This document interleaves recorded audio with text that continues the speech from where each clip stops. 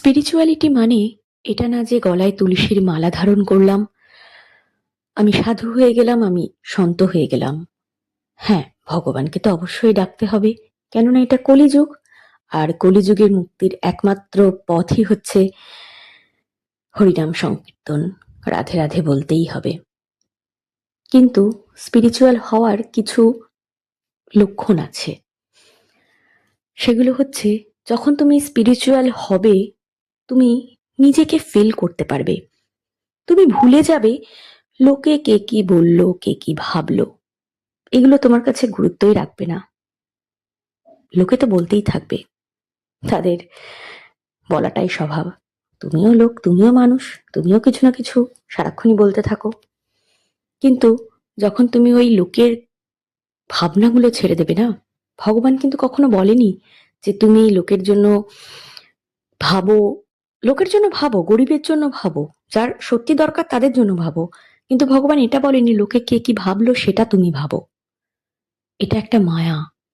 এই মায়াটার থেকে যখন তুমি মুক্তি পাবে, যখন তুমি নিজের মধ্যে নিজেকে খুঁজে পাবে, যখন দেখবে তুমি ডিসিশন মেকিং ক্ষমতা তোমার মধ্যে তৈরি হচ্ছে, তুমি শুধুমাত্র নিজের মনের কথা শুনছো, কে কি ভাবলো সেগুলো তোমার কাছে কোনো রকম কোনো প্রায়োরিটি রাখছে না, তখন তুমি অ্যাকচুয়ালি ভক্তির মার্গে হাঁটবে।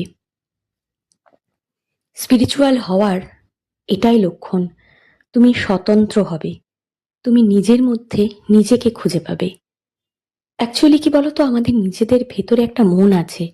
তুমি যখন সেই মনটাকে বুঝতে পারবে, তখন তুমি ভগবানকেও বুঝতে পারবে। আগে নিজেকে বুঝতে হবে। যেদিন তুমি নিজেকে বুঝতে শিখবে, সেদিন তুমি ভগবানকেও বুঝতে পারবে।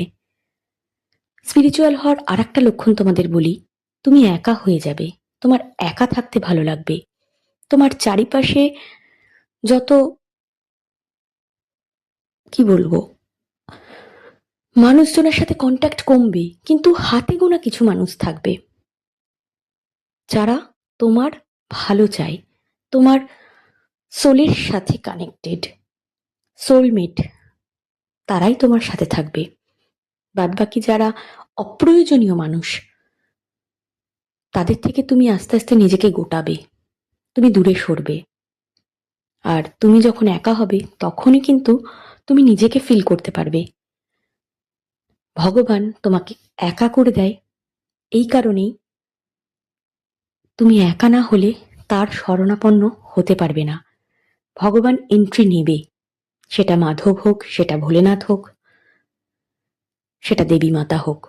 ভগবান তখনই এন্ট্রি নেয় যখন তুমি একা হয়ে যাও, যখন তুমি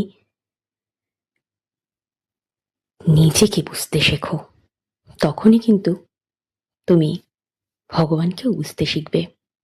ভগবান সেই পরিস্থিতিটা ক্রিয়েট করে, তোমার মধ্যে ম্যাচুরিটি আনে। আর ম্যাচুরিটি আসলে তুমি একা থাকতেই ভালোবাসবে। এটাই হচ্ছে অ্যাকচুয়ালি স্পিরিচুয়ালিটি।